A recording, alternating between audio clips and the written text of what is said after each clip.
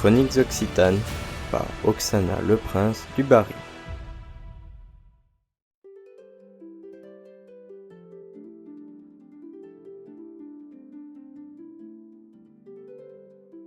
Ah, vous êtes là. Je vous cherchais. Quelque chose me dit que vous étiez en train d'admirer les remparts. Et comme je vous comprends, Carcassonne est la plus belle ville du monde. Et je ne dis pas ça parce que j'y suis née, bien sûr. Pourtant, en ce début d'année 1208, l'air est lourd. Quelque chose se prépare, et nous le sentons tous. Mais pour l'heure, suivez-moi. Nous allons discuter un peu et je dois vous présenter mon ami Guillaume. Je vais tâcher de vous parler en français, même si à cette époque, toute la moitié sud de la France parle l'occitan. Par chez nous, il fait bon vivre. Nous sommes sur un territoire ouvert d'esprit et de cœur. D'ailleurs, la société occitane est reconnue pour l'une de ses valeurs fondamentales, le parage. C'est un terme intraduisible, mais on pourrait le définir comme étant la noblesse d'esprit. Ici, nous n'aimons pas les gens pour ce que nous voudrions qu'ils soient. Nous les aimons pour ce qu'ils sont. J'espère qu'à votre époque, le parage existe encore et qu'il s'est répandu sur tout le territoire. Le parage est raconté et chanté par les troubadours, qui sont nos stars de l'époque. Ils le décrivent dans leurs poèmes d'une beauté somptueuse.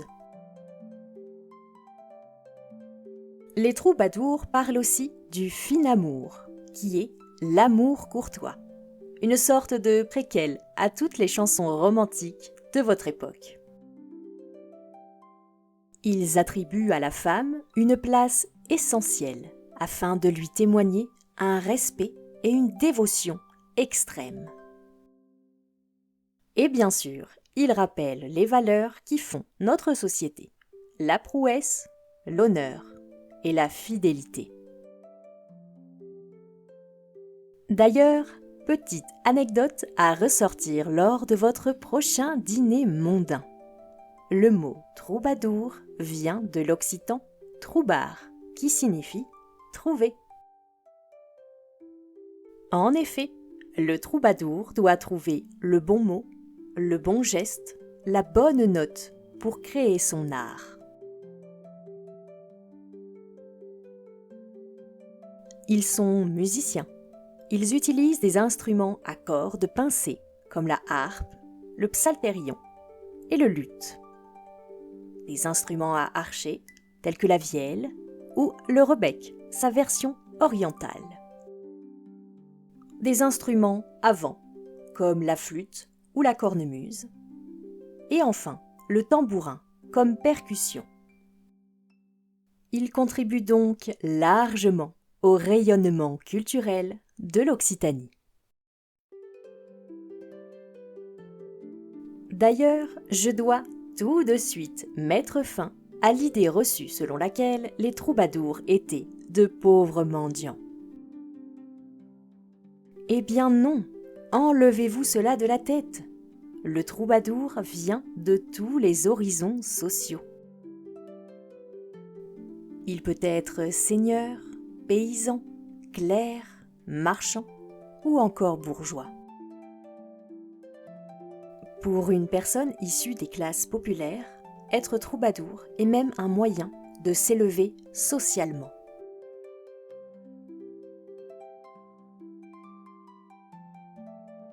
Les femmes ne sont pas en reste. On dénombre, entre l'année 1150 et 1250, pas moins d'une vingtaine de troubaïrites, la forme féminine de troubadour. Ce sont des femmes issues de la haute noblesse. Elles n'expriment que l'affectivité et ne composent pas de textes en rapport avec la politique ou la morale.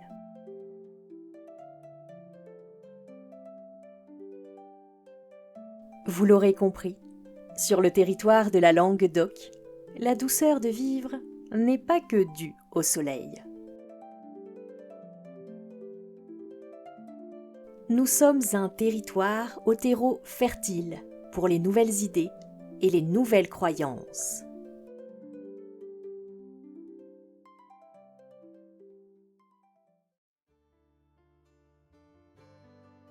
Et justement, depuis quelques années, un souffle nouveau traverse nos terres. Un mouvement religieux dissident. Vous l'appelez, à votre époque, catharisme. À notre époque, les cathars sont nommés autrement. On appelle bons hommes et bonnes femmes ceux qui sont l'équivalent du clergé, et croyants les gens qui y croient sans avoir de rôle précis. D'ailleurs, je vous présente Guillem, un bonhomme. Je le connais depuis l'enfance. Il a reçu le Kunstolamen il y a quelques mois. Vous vous demandez sûrement ce qu'est le Kunstolamen. Eh bien, c'est l'un des seuls sacrements reconnus par les cathars. Il se fait par imposition des mains sur la tête et signifie le passage du statut de croyant à celui de bonhomme ou de bonne femme. Attention, il existe une autre forme de Kunstolamen qui, lui, est destiné aux mourants afin que ses péchés lui soient pardonnés avant son dernier souffle. Depuis qu'il est devenu un bonhomme, Guillem n'a pas le temps de chômer. Il doit répandre la bonne parole et peut, à son tour, donner le Kunstolamen. Il a une vie ascétique. Les bons hommes et bonnes femmes ne mangent pas de viande et ils font vœu de pauvreté, de simplicité et de chasteté. Leur existence se dédie à la prière, au recueillement et au partage. Ils vivent du travail de leurs mains ou de l'hospitalité des croyants. Le contact avec le peuple est constant. C'est leur force. D'ailleurs, ils instruisent la population avec des Bibles traduites en occitan. Ceci est strictement interdit par l'Église de Rome à l'époque. En effet, en ces temps-là, tous les textes sacrés sont en latin.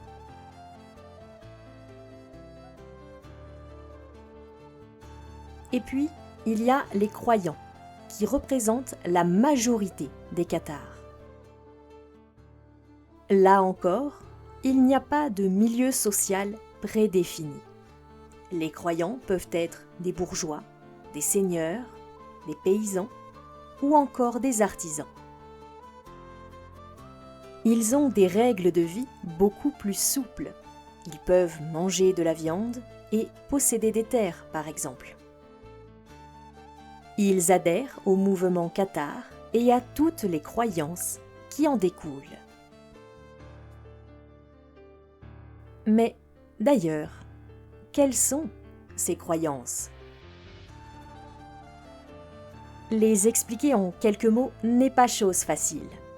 Le catharisme est un mouvement religieux complexe. Je vais tenter, malgré tout, de vous résumer tout cela.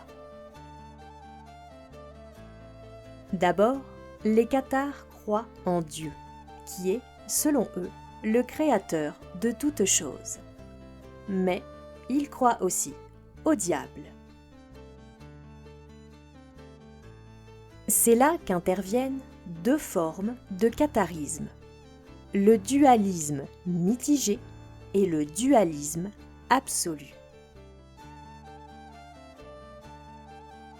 Les dualistes mitigés pensent que le monde terrestre est la création de Lucifer, qui est un ange se rebellant contre Dieu. L'enfer est sur terre, en quelque sorte. Chassé du royaume de Dieu, il entraîne dans sa chute de très nombreux autres anges. Les anges déchus sont enfermés dans le corps des hommes, qui reçoivent ainsi une âme céleste. Mais elle est entachée du péché originel, celui de la désobéissance à Dieu. Par la suite, les anges se reproduisent en même temps que les corps humains. Les dualistes absolus, quant à eux, pensent que dans les premiers temps de la création, Satan, qui est le mal et ne dépend pas de Dieu, monte à l'assaut du royaume de Dieu. Mais il est vaincu par l'archange Michel. Il est alors précipité sur terre avec des âmes célestes qu'il a réussi à corrompre. Ces âmes laissent dans le royaume de Dieu leur corps et leur Esprit Saint. Sur terre, Satan enferme ces âmes déchues dans des corps humains qu'il a créés. Ces âmes ont oublié leur origine divine et se réincarnent continuellement dans de nouveaux corps humains. Vous me suivez toujours ? Je suis fière de vous. Retenez simplement que pour les cathares, notre monde, le monde matériel, est l'enfer. Et que pour s'en libérer, il faut retourner à Dieu en ayant racheté ses fautes. Et pour ce faire, il faut mener une vie simple et pieuse.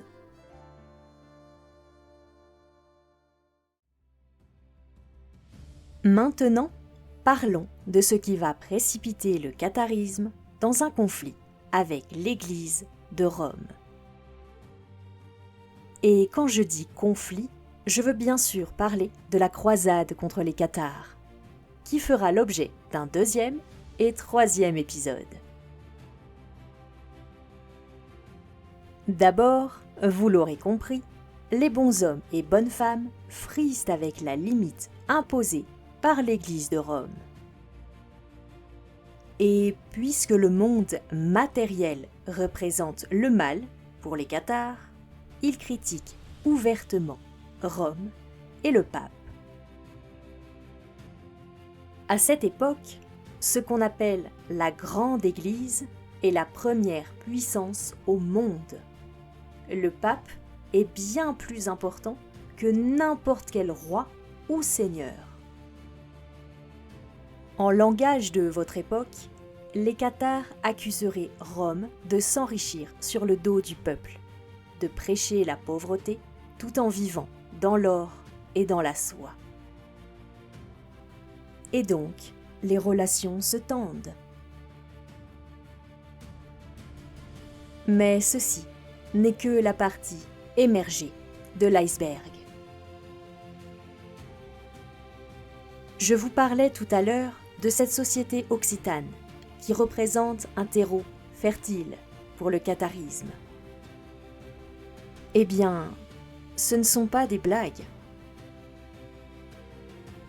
Le catharisme avait déjà tenté de se développer dans d'autres zones européennes, mais jamais il n'a trouvé un berceau plus confortable que les terres occitanes. Et donc, il commence à effrayer, puisqu'il s'étend, et le pape voit ici tout un territoire qui ne reconnaît plus tellement son autorité. Ajoutons à cela le fait que ce territoire est morcelé entre plusieurs seigneurs. Les terres d'oc sont indépendantes, et le roi de France lorgne sur tout ce territoire qui ne lui appartient pas. Alors, quoi de mieux que de prétexter l'anéantissement d'une hérésie pour déclencher une guerre, et ainsi s'approprier un vaste territoire? Je vous le disais au début de l'épisode, nous sommes en l'an 1208. Tout va bientôt changer et vous allez assister à une croisade passionnante mais sanglante. Mais pour cela, je vous donne rendez-vous au prochain épisode.